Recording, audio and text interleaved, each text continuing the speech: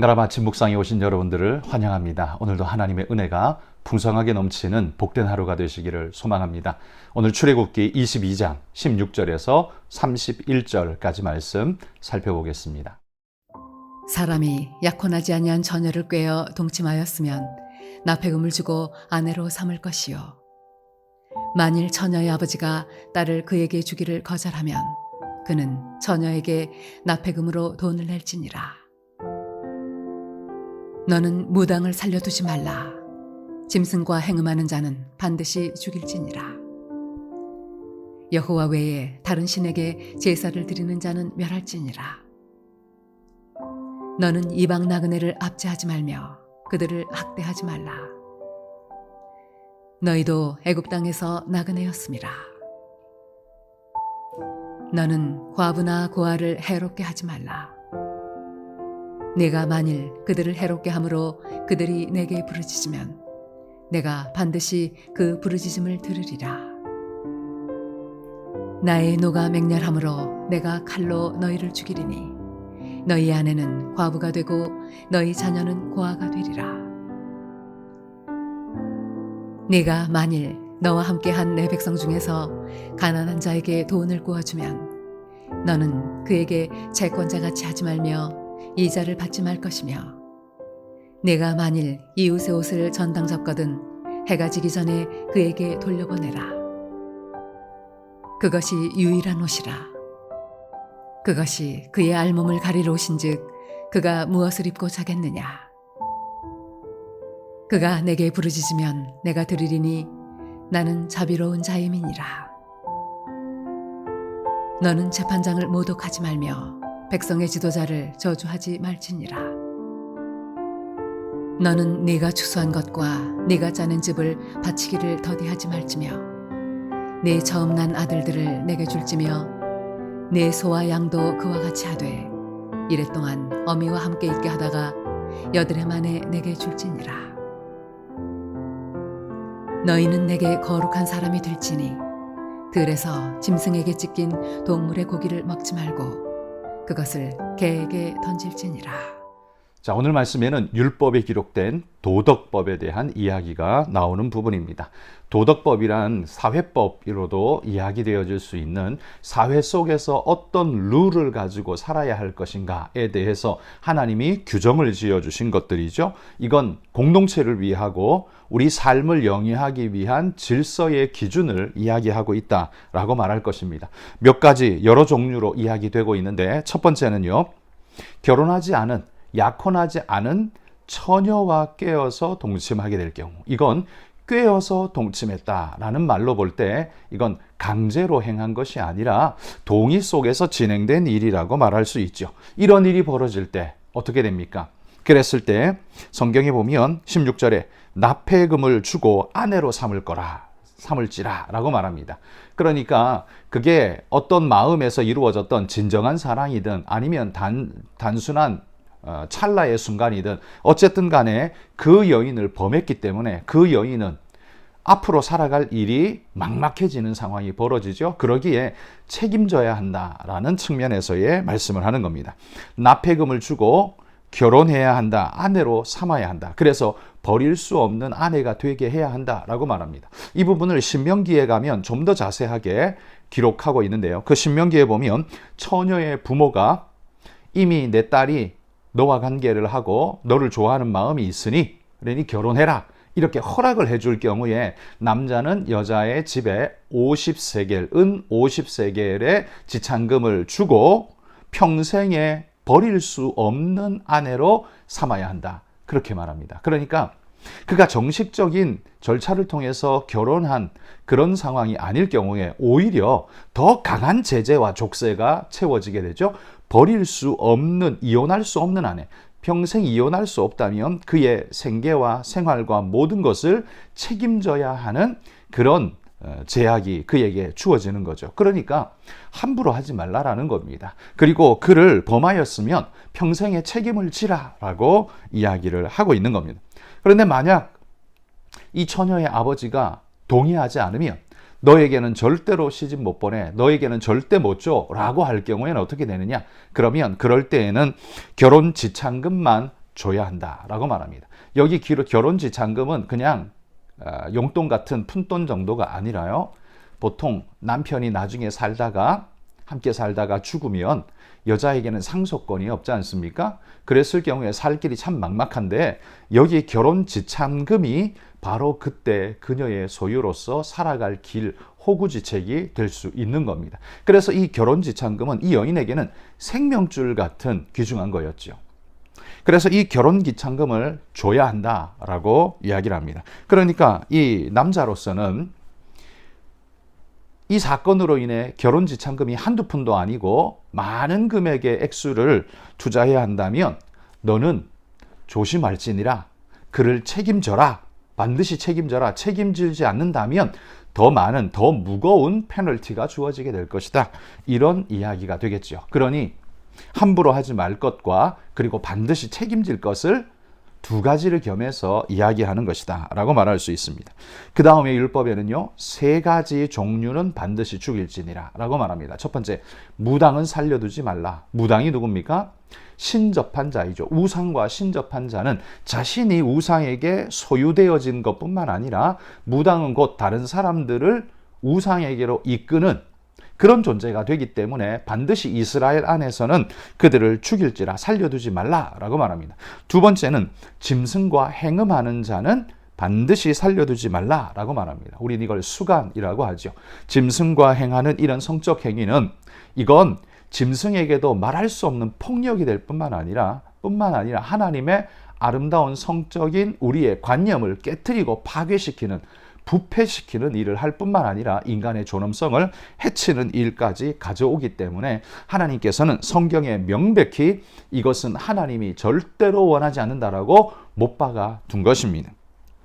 세 번째는 여호와 외에 다른 신에게 제사를 드리는 자는 멸할지니라 라고 말합니다. 우상 숭배자는 이스라엘에서 끊어내라 라고 말하는 거죠. 그래서 이 세 종류의 사람은 다 하나같이 하나님의 영광을 해치고 하나님을 욕되게 하는 자들을 특징 잡아 말하고 있습니다. 그래서 이 모든 세 종류의 사람들은 반드시 끊어낼지니라, 죽일지니라 라고 이야기합니다. 그리고 그 나머지에는요, 사회법이 기록되어 있습니다. 여러 가지가 있는데요. 22절에 보면 과부나 고아를 해롭게 하지 말라 이렇게 말합니다. 고아나 과부를 해롭게 하지 말라. 왜입니까? 이 사람들은 의지할 곳이 없는 자입니다. 그리고 고정적인 수입이나 생계가 보장되지 못하여서 매우 위태로운 꺼져가는 등불 같은 존재입니다.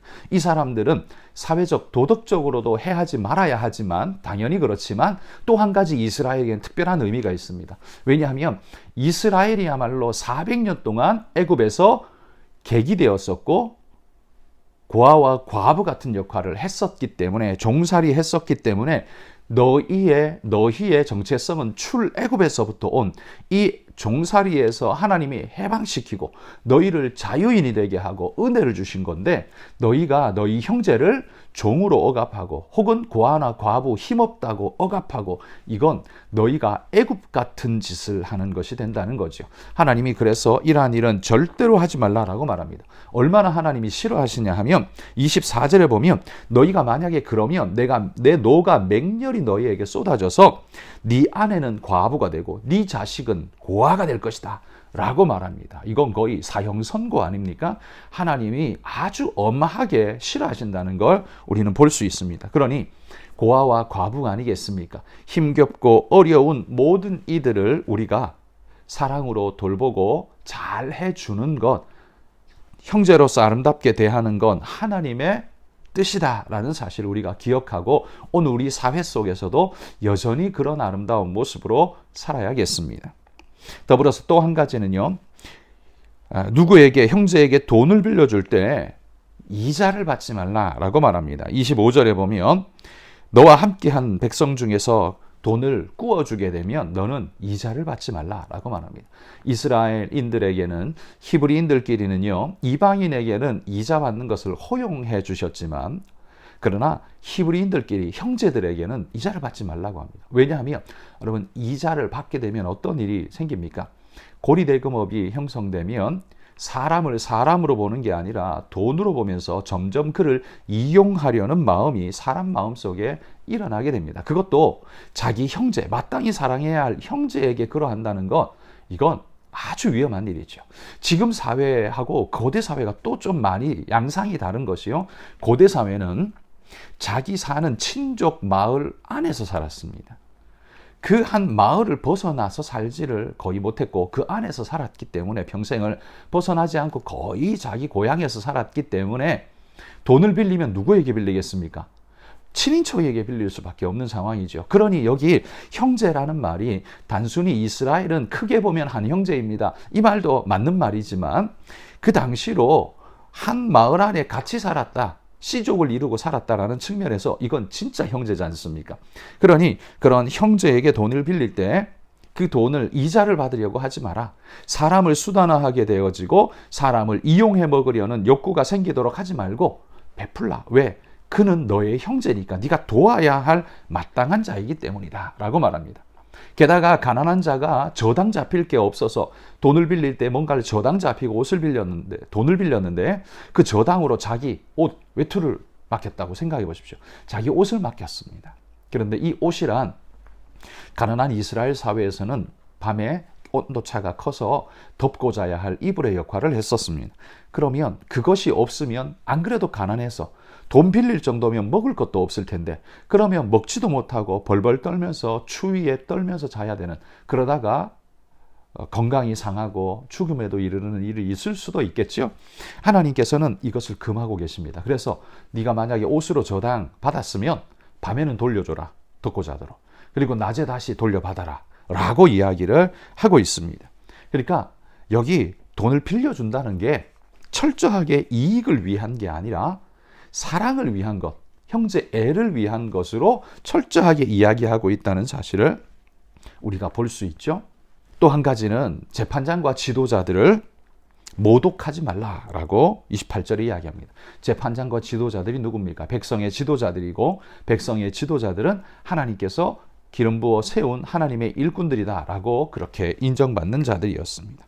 뿐만 아니라 지도자를 존중하지 않으면 이 사회 자체가 건강하게 아름답게 유지되기가 어렵습니다.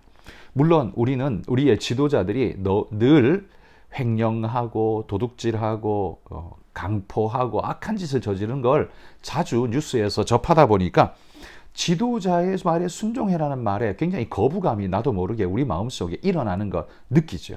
그렇지만 모든 지도자가 그런 게 절대 아닙니다. 그런 자들은 반드시 색출하여서 처벌해야 마땅하지만 기본적으로 재판관, 지도자, 리더십이 존중되지 않으면 사회가 무너져 버리는 겁니다. 사회가 무너지면 이건 개인이란 건 존재할 수 없는, 다 무너지는 상태가 되어지게 되겠죠. 그래서 하나님께서는 재판장과 지도자들을 모욕하지 말라라고 이야기합니다.